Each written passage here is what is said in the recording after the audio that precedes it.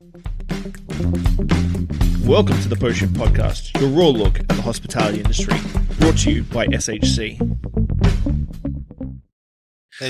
It really did stand out though when we went there, because I'd been to Cafe Mexico before the fire, and I was like, this is not the same restaurant. So it's interesting that you were saying that you wish that like it had been rebranded. Yeah, I just think it would have been easier because people weren't getting the taco burrito half and half plates and just the Tex-Mex rubbish. And again, that's expectations, right? Because people would come in with that name, Yep. and they would have an expectation. Yeah, Exactly. Like even when when Clive's rebranded, Clive's was Victoria Jane's for like 20 years. So Victoria Jane's was a pub in this space. And so when they redid it all, like they gutted the room. Can I get a picture for you? Can I jump up and get you a picture? Because I've got a picture. I've got a picture of the original Victoria Jane's. I can cut this. Yeah. Oh wow. Let's see here. Let's get this in the. If you're not watching the video, we're back now. I've got it up on the video right now. The picture he's talking about. So this is Victoria Jane's before renovations. Yeah.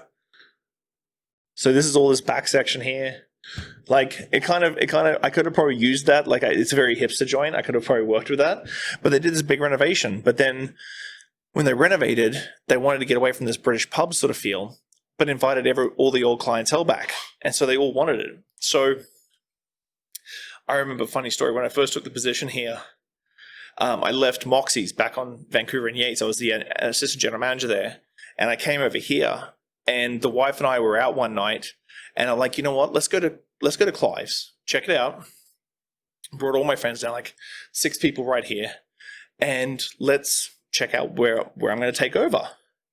And we came down, and there was drag racing on the TV with sound.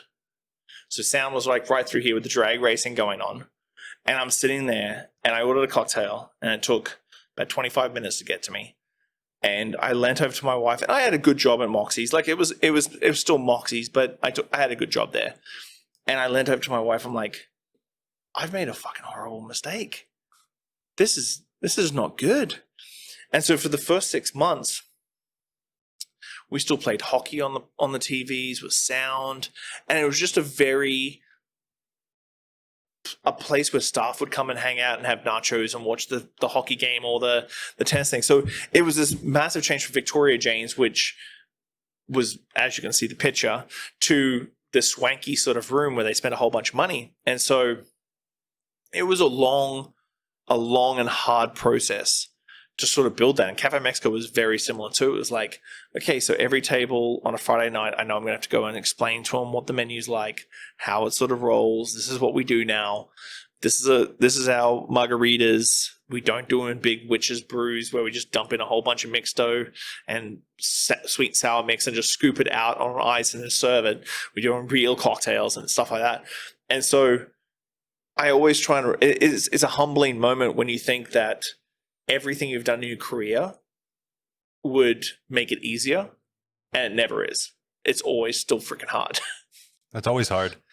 And as far as Clive's here, do you have any things upcoming that you have planned that are going to be in the works, or is this kind of an ever evolving, just sort of natural, organic thing?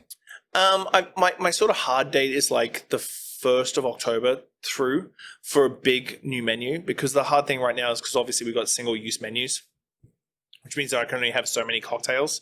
And obviously Clive's is notorious for the book menus.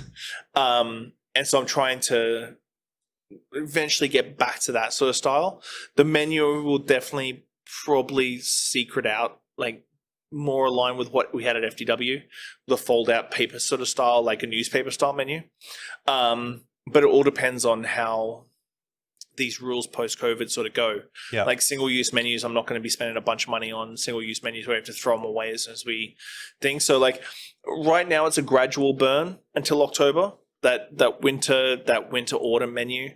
We'll definitely be keeping the cocktails on tap the way they are, but we'll be bringing back like the hot crock pot cocktails, like the punch bowls we used to do with the crock pots, where you'd have a hot punch, like a hot buttered rum or a spice cider or something like that. That's definitely coming back for winter.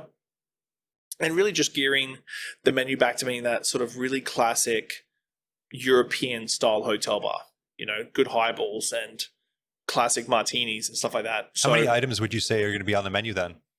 lots. Lots. There's going to be some page turner.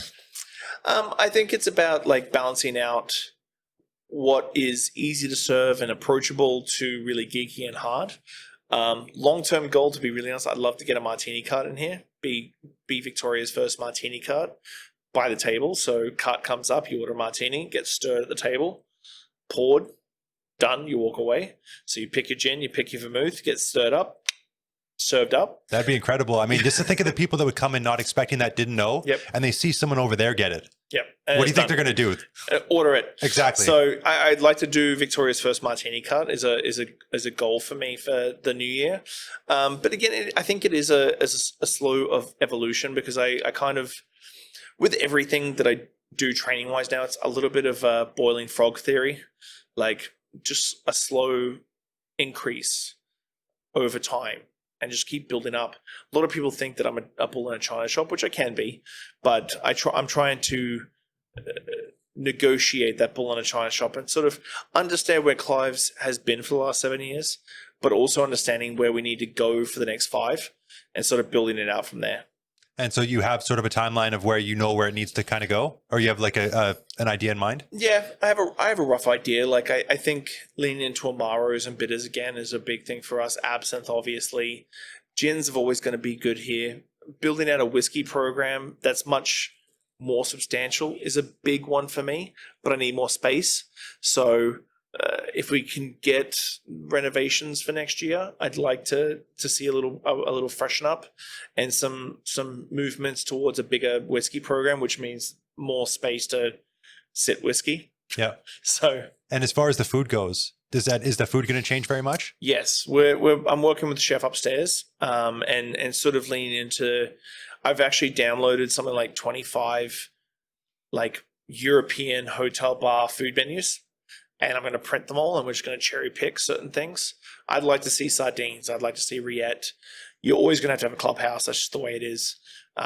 Same with the burger. Doesn't matter if you're a 5-star hotel. There's always a burger on the hot lobby lounge menu. So I'm going to try and sort of cherry pick off like 25 different menus and sort of see what sort of sits there. I think a really good caprese salad's always good.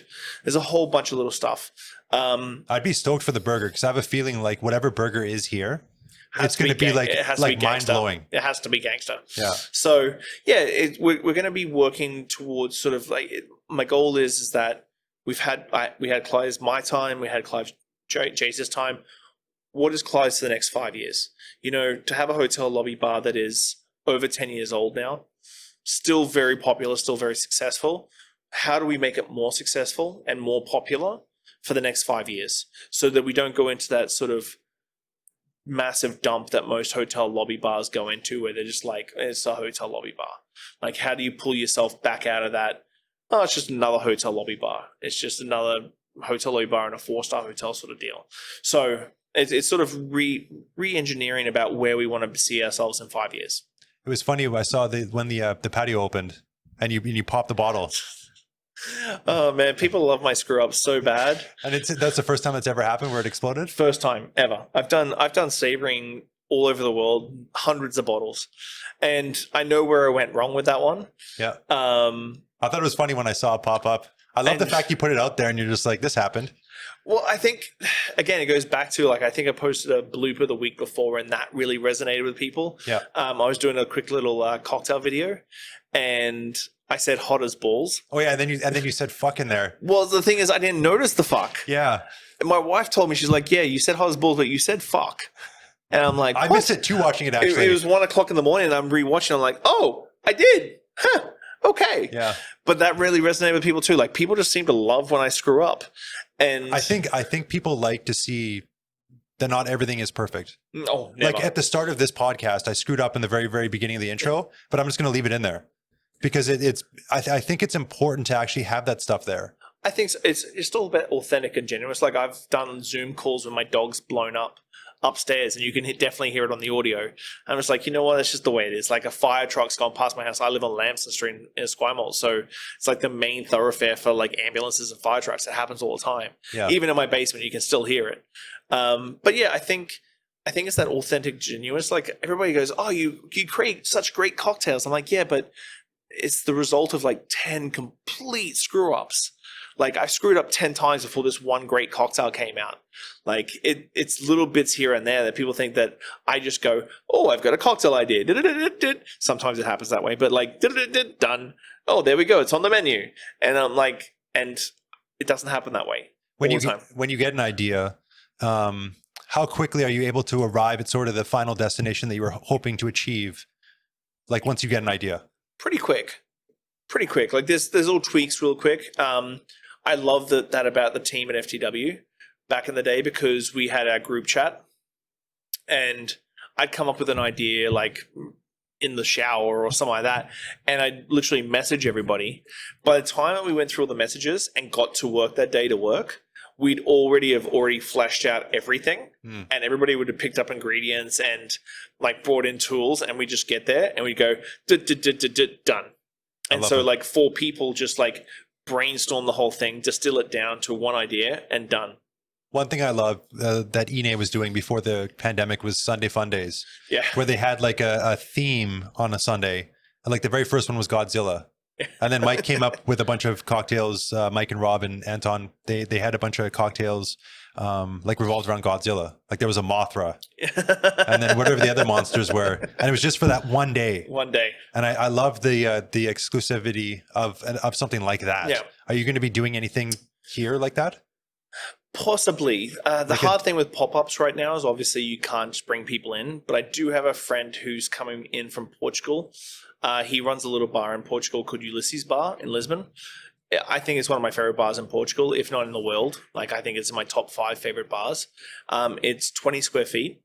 It's an old cobbler shop, just a skinny little room. Yeah. No tables. People sit across from each other, about this far apart, maybe a little bit closer.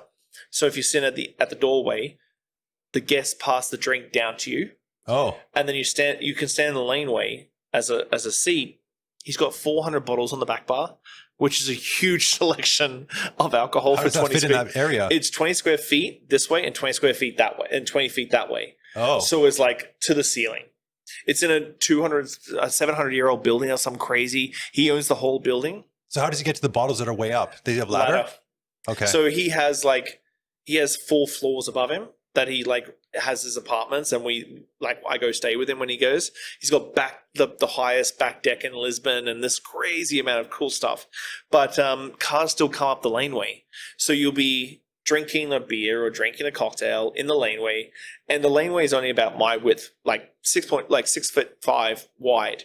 And then all of a sudden a freaking cargo van will come up the thing, and you'll have to like sit up on the ledge and like hold tight so that they can get up, and then you sit back down and you like you stand up on in the laneway. But he's coming, he's going to quarantine for 14 days, and he may do a pop-up here. Back in the day, we used to do a lot of that sort of like single menus. We used to do Homage Cocktail Friday and did Bartenders Saturday. So we did, over a space of 18 months, something like 125 bars from around the world. We'd take 4 of their drinks off the menu. We'd recreate them just for Friday, and that would be it. Then we did best ofs and a few other ones, but we've done bars from everywhere in the world. I think. How many different bars do you think you've been to? If you total? Yeah, just guess. I'd say 1,000. That's so crazy. Maybe more. Because do you have a top 3 most memorable? Oh yeah? For sure. I think Old Man in Singapore is definitely up there. Why? One, it was my local. Okay. I lived upstairs from it. Yeah. But it was just the team, the vibe. I think it's one of the best bars in the world, hands down. The cocktails are fantastic. Very molecular as well. Roto-vapped and redistilled stuff and all this sort of stuff. And I just love the people there. The team just made you feel like awesome. It was a high-end cocktail bar, speakeasy. So my first visit to Singapore, I didn't know about this bar. And funnily enough, 2 guys from Montreal opened a place like 3 blocks away in Singapore. And I was on Keong Sac. And so I went and saw my mate from Montreal, and he's like, "Oh, you've got an Old Man, yeah?" And it's been like 4 weeks since I've been. I'm like, "No, what are you talking about?" He's like, "Old Man, you got to go to Old Man." And so I looked it up, and I'm like, and I'm walking back to my house, and I'm like, wait a second. This is in my building. Like, this is in my hotel building. And it's just a pineapple light hanging above the door, and that's it. No signage. That's just a pineapple light. So I walk in, and I'm like, okay. And I sit down. And start having a drink. And one of the bartenders, it was a quiet Tuesday night or something, and one of the bartenders sat with me, started chatting. And then there was another bartender who I actually eventually hired, sitting like right across from me. Like, he knew one of my mates from Vancouver. So it's all serendipitous Very weirdness. Random. And he's sitting there, he's having a drink, and then he turns around and he's like, "You're Shawn Soole, aren't you?" I'm like, "Fuck." I'm like, "Yeah, that's me." And he's like, "Oh, hey." And we became good friends, and then he eventually came and worked with me at Misfits at Roxy. Is that literally what you said in your head when you said that? Yes, I always do. But I think Old Man in Singapore is just that, it's my special place. It's just a place that, for a high-end speakeasy style bar that plays Guns N' Roses on Friday night, super loud, where you can have you don't drink beer there, you still drink the cocktails. It's packed, usually standing room only, that I can class as my local, is like a very special thing. Like, that's a special place. How much does it add to it, the fact that they just have a little light outside and you can easily walk by and just have, you were living there for a month and didn't know it was there. How much does that add to like the coolness factor or this the experience of it? To be honest, not much. Okay. Not much, because I love taking people there, but it's on the top 50 best Asian bars and stuff like that. Like, people know where it is. Okay. It's just that it's a special little spot for me. The staff there are awesome. Andrew Yap, who runs the place, is like this old school Singaporean native who opened it with the guys from Hong Kong, old man in Hong Kong. And he just runs it special. Like, his level of hospitality is just awesome. And so, like, that's just a special spot for me. Same thing with Ulysses Bar in Lisbon. Like, the hard thing with Lisbon was I was there for the Lisbon Bar Show, and I was the keynote speaker for the start of the show. And the problem is that two of the best bars in Lisbon that get tons of awards were shut till 11 o'clock both nights. I was there for pop-ups and guest bartenders and stuff. I'm like, yeah, but I just want to come experience your place, and experience it without all the tomfoolery. Like, it's a different sort of space when you do pop-ups and guest bartenders and stuff. And I walked through a lot, and then another two bars in Lisbon were shut due to the Lisbon Bar Show, so the staff could go and attend. And I'm like, yeah, but I'm in town for 48 hours. You're killing me. So Ulysses in Lisbon is just great. He's got so Manuel is a Portuguese-born Canadian. So he grew up in Edmonton and Calgary, but he's from Portugal. 20 square feet, really gangster Portuguese beers on tap, like craft beers. These little setups that you like, a yuzu IPA from Portugal, and you're just like, where am I right now? Any yuzu, I love anything with yuzu. and then 400 bottles like Pappy Van Winkle, because he brings so much stuff back from Canada because he's an importer here. So he brings stuff from Alberta back to Lisbon, which have no rules like we have. And you can go in and get a Pappy Van Winkle 21-year-old old fashioned. It costs you a pretty penny, but you can get it. And so it's just this sort of special spot, and most people will be like, I don't understand it, I don't get it. But it is a special spot. And so I think those two spots out of everywhere, I'm trying to think of anywhere else that I went to. That it's amazing, though, with those little bars that seem to exist in other parts of the world, where like these little random tiny spots, you can easily you could be living in the building, not know it's there. But like when we were in Japan, the day when we were leaving, we're going back, getting ready to go to the airport. And we're walking down the sidewalk, and there was this little cube building, was all see-through, but it was a bar. They did shoe shines, and it was a bar. So they had one guy doing shoe shines, the other guy was a bartender, and like Anton went in, he got a matcha old fashioned. As you do. Just on the sidewalk in this little thing, and it was like an awesome experience. And I think cocktails are now starting to progress into the same sort of food. I think has had that for a while. Like, you go to a Subway and you get great sushi, or like, I think Japan's a special spot, but like in France or in Europe, you like find this little hole in the wall that does great pizza, or like great croissants, or great like ramen. You know, like ramen spots I think in Tokyo are like this sort of uncategorizable sort of subculture in Japanese cuisine where That was the first meal we had when we got there. It's literally was just a ramen. sliding door and you walk in, and it's a sort of stylish, like, it is what it is. It's a little diner style place, and then you get a bowl of ramen and you're like, oh my God, this is the best thing I've ever had in my mouth. That was our first 2 hours there. Yeah, That's exactly what it was. Just ramen. Yeah. So I think cocktails are starting now, sort of in certain parts of the world, getting to that sort of space. I've had great experiences in San Francisco, great spots in London, just memorable spots. I've gone everywhere and had some great spaces. I think Lisbon and Singapore sort of resonate with me right now because it's been the last year that I've sort of done those sort of locations. Like I had some great bars in Bangkok, although it was a pain in the ass to get around in Bangkok. I had some great bad experiences in Bangkok as well, but I think it's a personal level. Like when we got best bar here, everybody came in and was like, well, you're the best bar, so can I have a pint of Canadian? I'm like, well, what your definition of best bar is and what my definition of best bar is very, very different. And so I think it has to be a personal thing. And some people aren't going to like what you do. Some people are going to love what you do. But it is a personal thing about how you do it. But I think you also have to stick to your guns and stick to that mission statement and that mantra. And I always like to try and live. There's always black and white in the industry, but you try and live in the gray. And the gray is about this big for this much black and white. So you try and you're going to have rules. You're going to have like the way the door works and how to seat people and what drinks you make and so on and so forth. But there's always that gray area, and you live in that gray area. And with COVID now, has it shrunk the gray area, expanded it, or? Oh, I feel like it may have shrunk it, eh? To a degree. I think the definition of what brands were for restaurants and bars before COVID has definitely changed post-COVID. In a relatively big way. Mm-hmm. I don't think if you're a restaurant and you didn't do takeout during COVID, I think your brand has been detrimentally affected. Can I say one thing about that? Yeah. My feeling after talking with some people that own restaurants here, the places that were already doing takeout pre-COVID, they've crushed during COVID because I think people are already thinking them as takeout restaurants. Mm-hmm. But the places that were not takeout previously and had to adapt to that, they haven't seemed to have done as well. And I think people already were associating these places like Wrap and Roll or The Hive, and they're doing better than they've ever done, pretty much. I think yes and no, because you've got to adapt. Because the thing with the restaurants and bars restaurants mainly, but the restaurants that try to pivot and do takeout, they did it in this sort of sense that like trying to still hold on to that old brand, and they didn't fully go into it.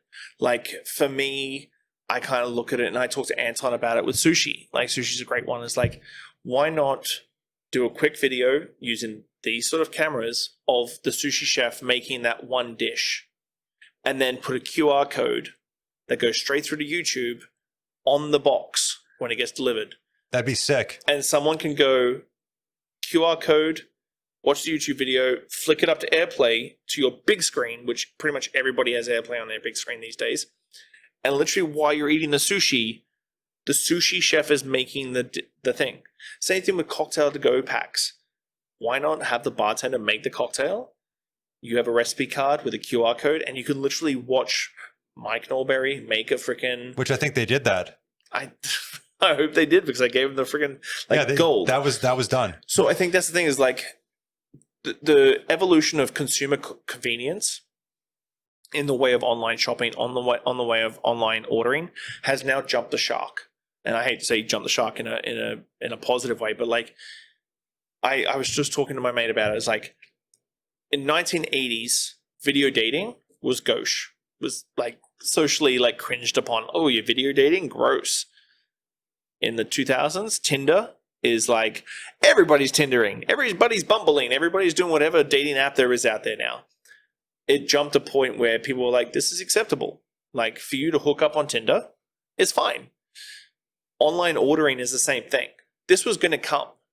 Online ordering from all restaurants, and I'm maybe saying 5%, maybe no, but all restaurants was coming in the next 2 to 5 years. COVID just like jacked that process back into a point where if you're not doing online ordering and doing a creative way of doing online ordering, like if you're doing family style meals in your restaurant to the customer, but you can't do that to go, you're missing what the consumer is going to be doing in the next 2 years. Like, and if we have another lockdown, you're really screwed. And so you can't hold on to this sort of dream of, this is what my brand is, this is what the industry's like. That industry's gone. That brand is gone. The industry's broken horribly, like in the worst possible way. Our industry is horribly broken. It's the fact that lockdowns closed restaurants and bars down within a month. You know, like you can have a restaurant and bar that has a solid brand in any city that has been around for 10 to 15 years, and a bad month can cripple you. Well, I saw that about that one place in New York, and I forget what it was called. Been open for 20 years, crushing. There's 83-year-old restaurants going out of business. You know, so you either have to adapt to the new world or you're going to die. And I don't mean that in a bad way. Like I talk to a lot of restaurateurs and a lot of restaurant managers. I'm like, well, why didn't you do takeout? They're like, oh, well, our food isn't takeoutable. I'm like, you do pizza and pasta, man. Like, of course you can do pizza and pasta to go. Like, oh, it doesn't fit with our brand. I'm like, your brand doesn't exist the way it does anymore. Yeah. Like, and it's not going to exist in the next 18 months as the world has changed. Like online ordering, the 2Ds, the Uber Eats, the DoorDash, that is becoming more and more prevalent because there's still a lot of people out in BC, not talking about the rest of the world, like just BC, who don't want to come inside. I have customers and guests who are so happy with the patio because now they can come because they will not come and drink inside. Yeah, I'm one of those people that doesn't really want to be inside. And that's BC, where we have like minimal cases. We're not talking about New York or San Francisco or Arizona or Florida. Like we're talking about BC.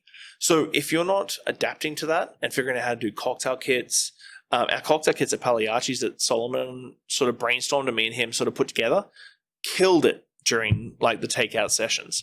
Like we were just doing swag, like tons and tons of swag.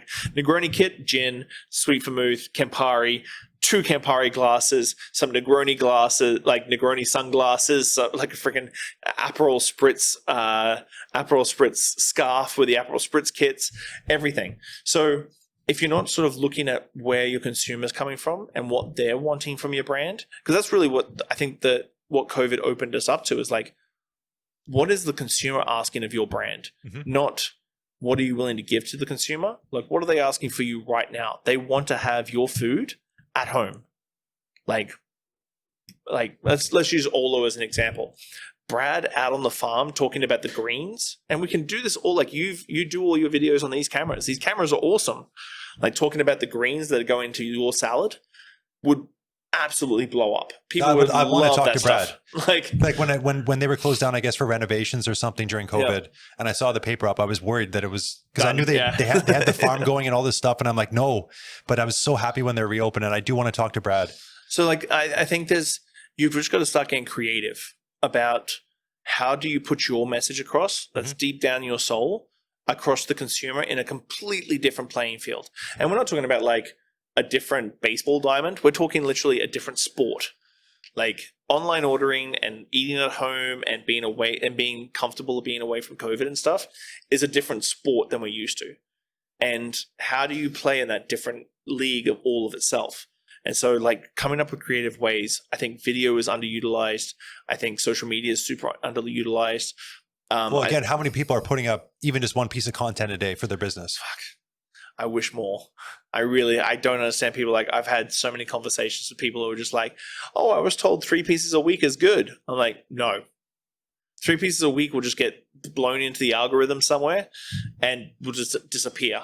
And I'm talking like when I have those sort of conversations, that's with big brands. We're talking about multinational, multi-million-dollar companies where they're like, well, the other whiskey brands only post twice a month and we're doing it 3 times a month. I'm like, once a day. And they're like, no, that's too much. I'm like, are you trying to attract the 25 to 34-year-old demographic? They're like, yes. That's why we did a radio ad. I'm like, when? Oh, like 11:30 in the morning. I'm like, okay, so everybody's already gone to work. So no one's listening to radio, if people listen to radio at all in the mornings, unless it's a really good like morning show.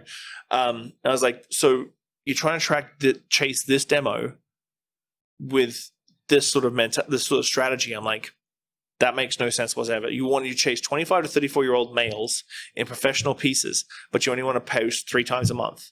Yep. That makes no sense to me whatsoever. Once a day. Oh, that's too much.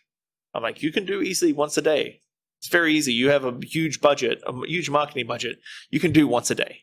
Well, it's like you were saying with your stuff, you strip out a bunch of content from each thing, and you could have like 5 pieces of content from one talk or one episode, right? Yeah, and I think that's the thing, is it goes back to like, how do people absorb your information? Yeah. Like, I take screenshots of tweets and put them up on my Instagram. Mm-hmm.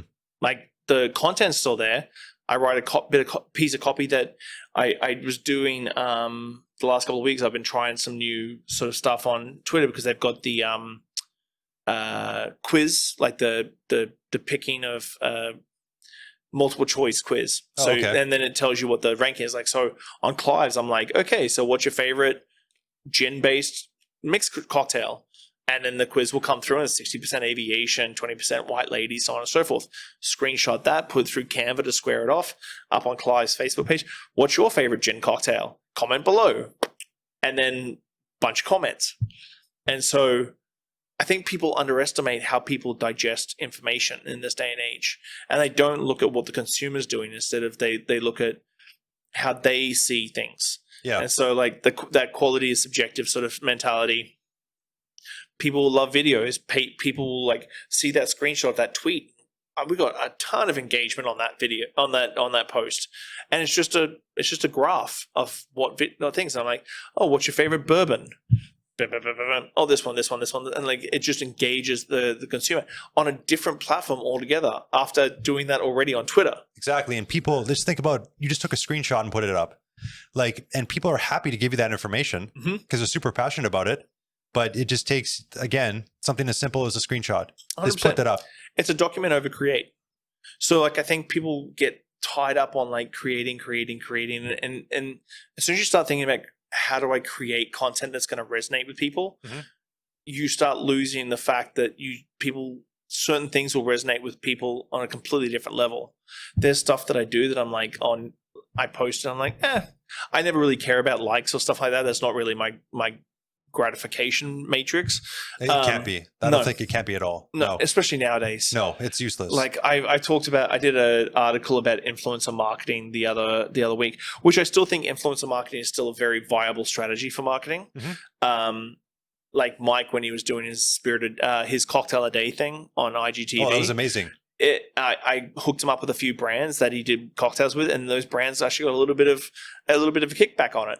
I think influencer marketing is a very specific marketing thing because people saw it as an easy way to get ROI instead of actually treating it like an actual marketing strategy. Yeah. They were like, oh, you have 10,000 followers. I will let you have dinner at my restaurant. And that just breeds an entitlement mentality and this whole influencer job description, blah, blah, blah, blah, blah. It's almost like entrepreneurship.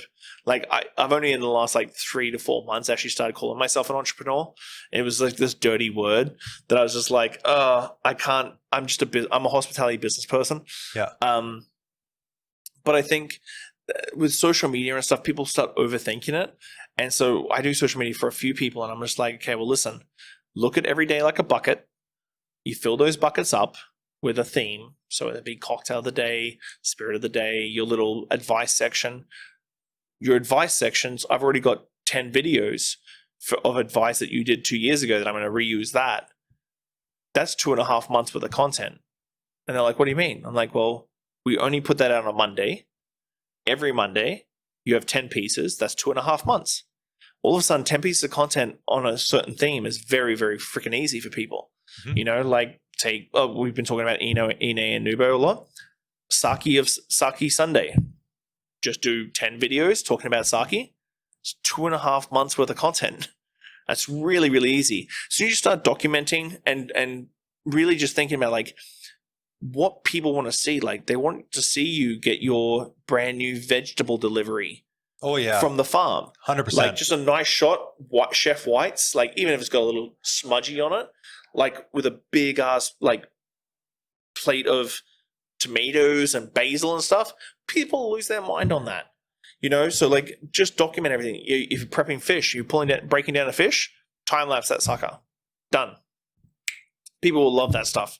And so like that sort of mentality of documenting, like I've done a lot of videos here where it's just me prepping my smoked trident or me prepping a cocktail. Super easy. And it resonates. I think it's reframing people's mindset though, especially a lot of people that aren't used to doing social media. Like they're just used to like again, wrap and roll. Mhm. Like they do everything in house. Yeah. They soak their chickpeas every single day for 24 wow. hours or overnight. Sorry. They do all like the meat they process in house, the chicken, they deal with it all in house. And they're just used to doing that. But I'm like, you need to show people this because they don't see that. And all this effort, but it's just, again, it's something they're used to doing.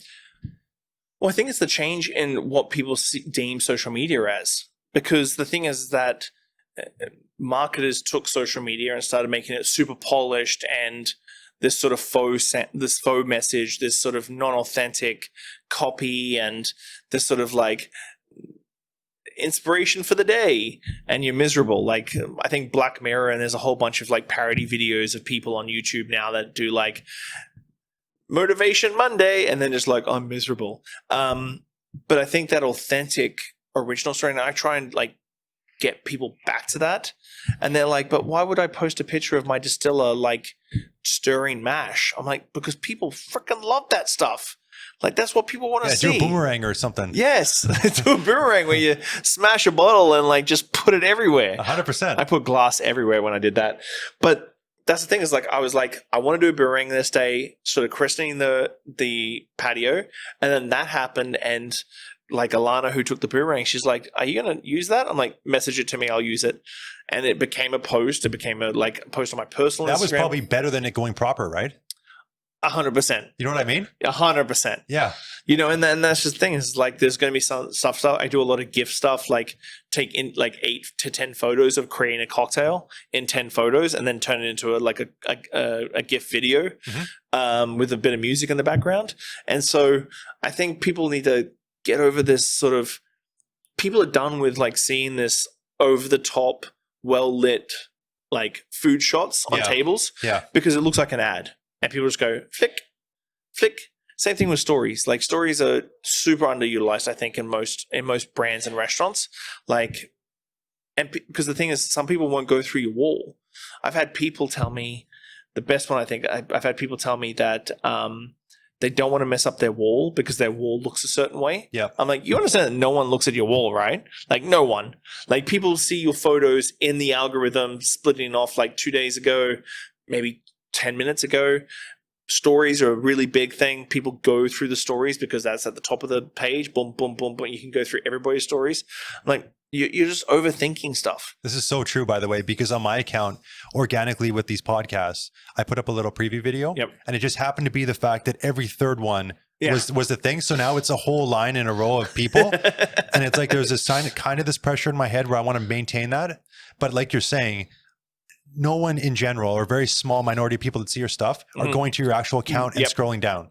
And that's so important to keep in mind, because even what you're saying, it's even playing in my head. And if you want to really see how that works out, just go and do a link tree or a Shorby on your URL. I have to do one of those. Yeah.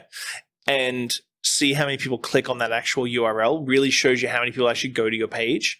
Like if you want to throw that out, like literally do an edit job tonight and then take a photo of yourself just banged out, exhausted, headphones on, saying like just finished editing 3 episodes or Shawn Soole's episode, and he swore a lot, so I had to put a lot of beeps in, absolutely exhausted, and post that.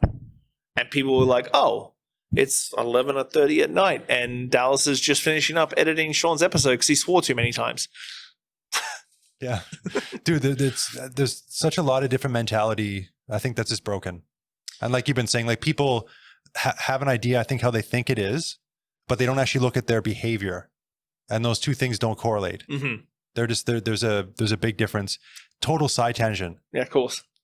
You mentioned before about the real magic at some places is talking to the chef and getting like the weird things that they have or whatever. Is there a cocktail that stands out to you that you've either made or had that's like super weird? Oh yeah. Like a pinnacle one. Yep. Nutmeg and clove in Singapore again. A mackerel cocktail. Ooh. And I like mackerel a lot. I wouldn't like this cocktail, I don't think. Yeah, I like mackerel a lot, like a lot. Yeah. But this was just super briny. A really hot room as well, obviously Singapore. Not a lot of air conditioning. And so So small of a sweatier room, and the cocktail just didn't chill down enough to take that edge off that briny salinity. Yeah. Like if it was super, super chilled, I'd be like, oh, okay. Like if it was nitro, like liquid nitrogen in chilled or something like that, I'd be like, oh, okay, well, I'm good. This is nice and chilled. It's taking that salty salinity off the edge. But yeah, I would have to say that cocktail was just like, this is something I probably wouldn't have again. Like even for a lover of like briny fish, that was like just a little too much. So one thing we talked about in the one with Anton and Mike is mayonnaise in a cocktail. Have you ever done that? Doable, because it was a joke. Anton got triggered by the fact that I wanted Mike to do they called it the tapeworm. Okay. And make a cocktail with mayonnaise, and Anton said there's no way to make it taste good. And there's always ways. I thought it was hilarious. I love triggering Anton, and he went off about it, and it was funny. But I'm wondering if you've ever done that. I haven't done it, but it would be what I would do is I would put it in a food processor, probably gin, blitz it to emulsify the hell out of it, then sous vide it for a couple of hours to really like get some flavor in there, and then freeze it and fat wash it basically. So it's a hell of a lot of work. Yeah, you'd literally want a clear product at the end. Yeah.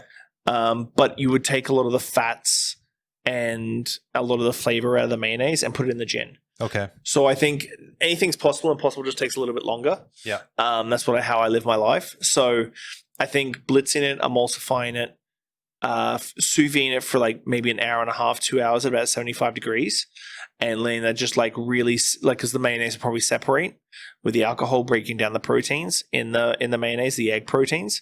But really, when you think about it, when you break down what mayonnaise is, it's really just olive oil and egg yolks. It's really that, and with some seasoning. So oil is dissolvable in alcohol for fat washing. We use egg yolks and flips. I love egg yolks in a drink. Egg yolks and flips. Egg whites. We use whole eggs and flips. So it's doable. It would be doable. And then you would just freeze it, and then the fats in the mayonnaise would freeze. The alcohol wouldn't. Yeah. And then you'd put it through a coffee filter a couple of times. I'm going to do this for you. I'm going to make this for you this weekend. I will make you a mayonnaise infused gin, and I will take it over to Anton just for you. That would make me so happy. And I will film it for you and tag you in it when he makes me a mayonnaise gin martini. I would love it. You would make my week for this. It would be pretty clear. Like I think the mayonnaise would separate really well. And the fact that you just spent like 3 or 4 minutes talking about this, you made me so happy. It's doable. It's very, very doable. Thank you. Dude, so Anton's screwed now. It's going to happen. Your books. Yeah. So you said you 2 are out, and you said there's 3 and 4? So 2013, I wrote my first cocktail book called Cocktail Culture with Nate, who was my bartender here. That was all about Victoria's cocktail culture. Yep. And 2018, September 2018, because it was a really quick turnaround, I went to 11 different publishers, 12 different publishers, and asked to do a Canadian cocktail book. Similar to Cocktail Culture, but like a Canada-wide version. 10 said no. Well, 10, 11 said no. They were like, nope, not our cup of tea. Canada's too much of a small market. Can't sell in the US. No. And then I found a publisher friend of mine in the UK, Mixolaney, and they've done books with Gary Reagan, Salvatore Calabrese, Del DeGroff, very well-known cocktail historians themselves, Anastasia and Jared. Jared Miller is actually the head distiller at Sipsmith Gin. So very, very well-known. They have a little publishing company on the side called Mixolaney, and they said yes. But I had a deadline, and that was from September 2018. I had to have it done by March 2019. Obviously, I didn't get done by March because I was wrangling 150-something bartenders to get it done. And so we released it in September, October. I actually released it in Singapore before I came home. So Great Northern Cocktails came out. And so, the telephone's off. Who'd be calling right now? And so we published it. It did very, very well. Obviously, just before Christmas, it was really good. And then COVID, we were just about to start kicking off like a bit of a book tour, and then that sort of killed all that. But obviously, being a book about bartenders and cocktails, it does need to get updated. And so I reached out to them about a month and a half ago, and I was like, okay, so I really think, because it's difficult, you sort of think about it, it's like, I only released this book a year ago, and now I want to start doing the second one, and they want it out in May this time. So like that's a much truncated timetable, but I'm like, okay, well, if I'm going to do this, well, let's double down and do it. But before that, I started my BC Spirits cocktail book, which was a cocktail book with cocktails from the distillery. So I've got 59 distilleries from across the province. Wow. My photographer is Nick Hallam, who is Nickasaw on Instagram. Does really epic black background, very brightly colored cocktail pics. And so he's always been a really big advocate for BC Spirits, like in general, not just me. But I was like, okay, well, you do the photos, and then I'll self-publish. And then I reached out about Great Northern, because I started getting close to finishing up BC Spirits, and I'm like, okay, well, I got to start thinking about Great Northern Cocktails, because we'll be 2 years apart by this time next year. If we release in September next year, it'll be 2 years between publications, and that's a good time difference to do the second book. And they were like, yeah, we're going to need you to do that by May. I'm like, oh, okay, so I got to have it into them by March for May. So basically, I'm going to have 2 books coming out in a period of about a month and a half, 2 months. Oh wow! One's going to be very specific to BC Spirits, BC Distilleries. It's sort of like a guidebook / cocktail book. My goal is for people to pick up the book of the distillery, pick up the product, and then make the cocktail that's in the book. So it's a bit of a guidebook / cocktail book. And I got about 59 out of 72 distilleries in the book. So I'm pretty happy, and I'm self-publishing that so I can do it every year. So as soon as this one comes out, I'll have to start adding for next year and cracking on for the next year. So do you think you would add on more distilleries? Like, would it go up from 59? Yes. Okay. Yeah. So I'm hoping that as new ones open, the hard thing with BC distilleries in general is that they're not necessarily gun shy, but they're always wondering what's in it for the other person to a degree. So it's like a couple of distilleries just didn't get back to me. A couple of distilleries were like, oh, well, we don't really understand the process, and do we send you product? Do you need product? I'm like, well, no, we're just going to mock up the cocktails. Like, we can make cocktails look like cocktails with gin from anybody. I don't need bottle shots. I didn't want to do bottle shots or anything like that. So there's, I would probably say, like, right now there's about 6 to 7 distilleries that I would have loved to have in this edition. But I feel as soon as I have this edition out, they'll be like, oh, well, we wanted to be in that. I'm like, well, check your emails and your Instagram accounts and your Facebook accounts and everywhere else that I try and chase you down. So I'm hoping every year that it'll keep increasing as the industry increases. Same thing with Great Northern Cocktails. Like, that book is my love letter to the Canadian bar industry. So it's always about, like, my publisher literally had to pull cocktail recipes out of me because I didn't want any of my personal cocktail recipes in it. There's no like Shawn Soole section or anything like that where it's like a third of the book is me. It was literally 3 cocktail recipes that were like classics for me that she pulled out of me to like put in the book. And I was like, well, it's not really about me. It's about the 135 bartenders, 150 bartenders I have in the book. So I'm hoping that will keep growing as well into a sort of a tome every 2 years of like brand new bartenders, which is a lot of work because it's not taking the same bios from each bartender that was in it the first time. So it's easy to get new bartenders on board. You should do a group email and you go like, make a receipt and bang, bang, bang, away you go. But then I've got to go back to every individual bartender that's already in the book and then send them back their bio and recipe. I'm like, are you still happy with this? Do you want to change it? Have you changed up jobs? Have you changed up like brand ambassadorships? Do you want to change the recipe of the cocktail? And then of course that just sets up a whole nother set of work on top of the new bartenders. So between Victoria, Okanagan and Vancouver, I think I've got something close to another 25 bartenders just for the West Coast. Oh wow. before I even go to Edmonton, Calgary, Ottawa, which I didn't have Ottawa in this edition. Ottawa wasn't in this edition because I didn't have anyone that came and like sparked. Saskatoon is still pretty small, but I've got like 10 new bartenders for Saskatoon. I have 10 new bartenders for Winnipeg. Ottawa is a whole new beast. Quebec City is a whole new beast. Montreal, maybe about 10 as well. So I've got like 100 new bartenders for this copy of the book. That's crazy. So, and you've got an Indiegogo up, or one of those things for one of the books, right? BC Spirits Cocktail book, because I'm self-publishing, that's coming out of my own pocket. So already I've paid for the photos and the editing myself. And then it's going to go over to Frisian Press, and Frisian Press is going to publish it. And so they're really excited because the pictures are really, really good. Like the designer, I sent some pictures over, the designer's like, I'm salivating. I just want like to lay this book out like perfect. And so I have got an Indiegogo campaign, which I'm hoping will be the only time I have to do it, because I'm hoping that I can take the sales from the first edition, pays for the second edition, and so on and so forth. But yeah, I've got an Indiegogo campaign going for that right now to try and cover some of the publishing costs, because it is a passion project. It's a massive passion project. And for all the BC Spirit stuff that I've done and continue doing, it's put me in my wife hates this because it's put me in the hole for about $12,500, because if I do big tastings, I rarely have time to reach out to distilleries to get a response. So I just buy stuff. So like, I think I laugh now because my second episode, I think, was absinthe.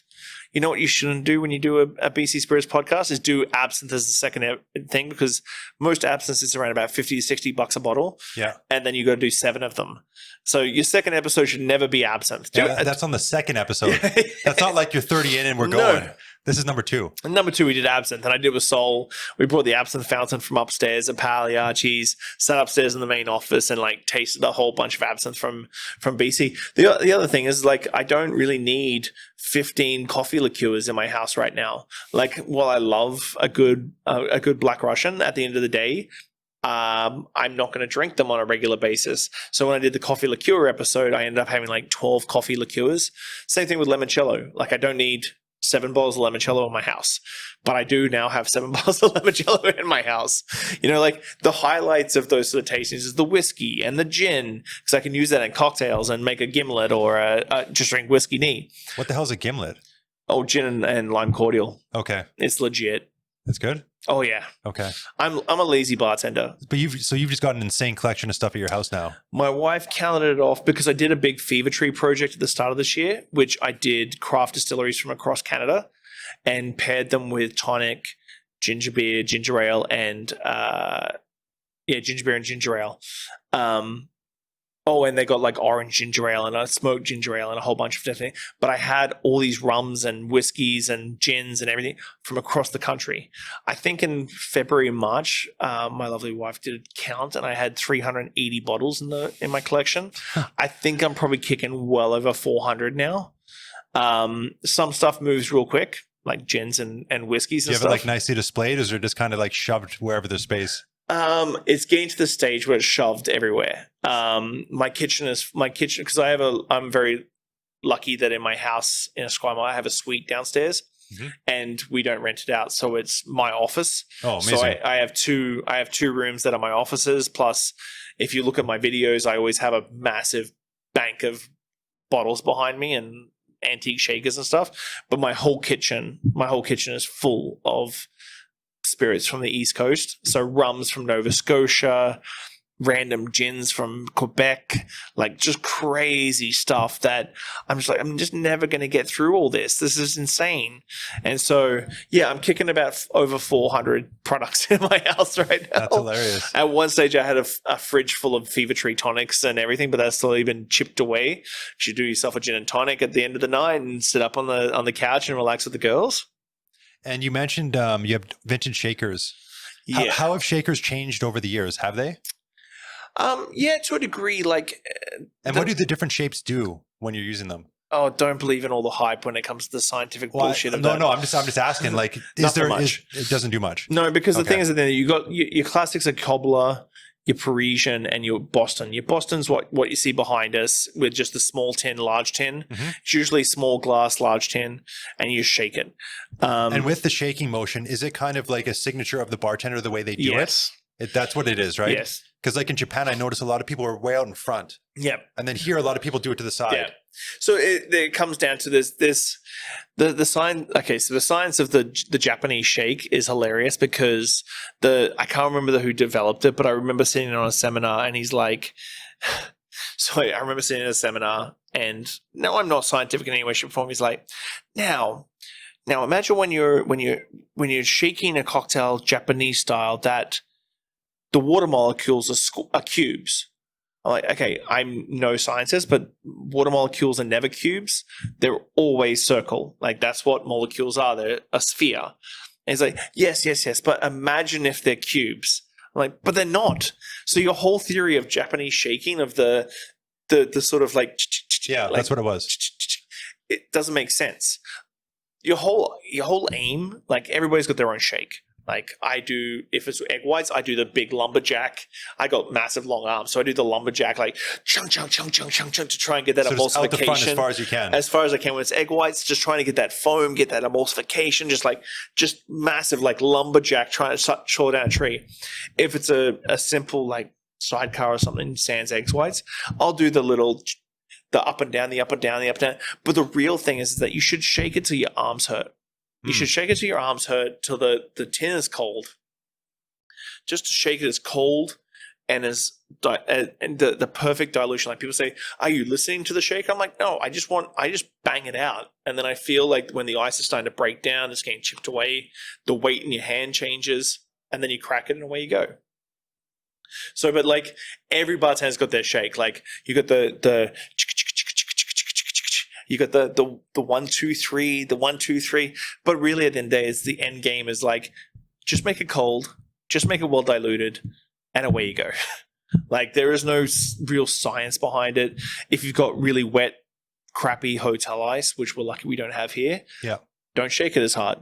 Like just go, it's going to get really cold, really diluted real quick. If you've got Hoshizaki, like inch by inch ice cubes or cold draft inch by inch, you're going to have to shake that sucker hard and long. Like you're really going at that because that ice just doesn't break down. It doesn't chip away. It stays as cubes. It doesn't dilute because it's meant to be a solid inch by inch chunk of ice. Mm-hmm. And so as dilution happens, chill happens. So you really need to shake that sucker for a while to get dilution down. Same thing with stirring. Like those inch by inch ice cubes, everybody's like raving about them, but I hear about like carpal tunnel syndrome in the arms and the elbows from shaking these massive weights. Like those cubes aren't light, and you do 7 or 8 of those in a shaker every night and you do 500 times that, it's a beast. And so same thing with stirring. You got to be very wary of like your cold draft ice cubes, like how long you have to stir that sucker for. Is there something that comes to mind as far as like a key thing universally that would be good for a cocktail, that would go into a good cocktail? In an ingredient wise? Anything. First thing that comes to mind. I've been really in love with really like dissecting spirits as of late. As cocktail prices go up, we seem to be staying at the same level of spirit quality. Mm-hmm. So like culturally all over the world, like as a cocktail culture sort of grows up, prices sort of increase, which as they should. There's a lot of prep, a lot of care, a lot of labor that goes into these things. But I kind of feel like if you're going to charge $15 for a Manhattan, that Manhattan better not have an entry-level rye in it or an entry-level Canadian whiskey in it. It better have something that like your profit, like as prices go up, your profit margin can stay really, really like go up with it, but you can always like take a niche back and still make a solid like contribution and a solid profit margin by making a better drink. My argument's always, and I made this argument back in Moxie's back in the day, do I want someone to have a $12 drink or do I want someone to have a $16 drink? And this is 10 years ago, but do I want someone to have a $16 drink or do I want someone to have 2 $12 drinks? I'm always going to want someone to have 2 $12 drinks. And so I did this. I moved from Polar Ice and Lambs in the Well at Moxie's, and I moved to Stolichnaya and Havana Club. And obviously I picked a classic vodka martini and I picked a classic mojito and I made it with lambs. I made it with Havana Club. I made it with Stoli. Same recipes, same stir time. Like everything was the same. Put it in front of the owners, blind tasted them. I was like, which would you have a second one of? And they're like, this one and this one. I'm like, well, that's Stoli Shania and that's Havana Club. The difference between price of those two bottles is 50 cents. I'm like, so you've already said to me that you would have a second mojito made with Havana Club. Wouldn't you prefer to have Havana Club in the well so you get a second drink instead of having that cheaper lambs that you think you're making money and you might make an extra, let's be really honest, like maybe $50 to $100 in the year out of that, having that product on your well? Or do you want that second drink? You want that $25 per head spend instead of the $12 per head spend? And like, okay, change it over. I'm like, kickbacks, like company kickbacks, all that stuff doesn't matter anything if you can't get that second and third drink out of a customer. Thanks for listening, Pose Shifters. I hope you enjoyed that episode. I really enjoy sitting down with friends and peers and just chatting about the industry and getting down to the nuts and bolts of what's really going on out there. Make sure you like, subscribe, comment, everything on all the platforms. Just hit it up and I'll do my best to answer any queries or questions you have. I'll see you next week, guys. Bye.